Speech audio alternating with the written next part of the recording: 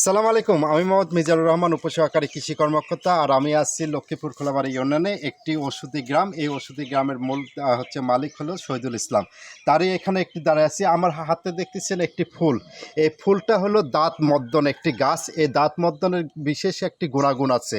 এই গুণাগুণটা হলো এই যে আমি এই পাতাটা নিলাম, এই পাতাটা নেওয়ার পরে দেখবেন এই পাতা যাদের অতিরিক্ত দাউত চুলকানি, এই দাউদ চুলকানি নিরাময়ের জন্য এই পাতাটা বিশেষ একটি কাজ করে থাকে।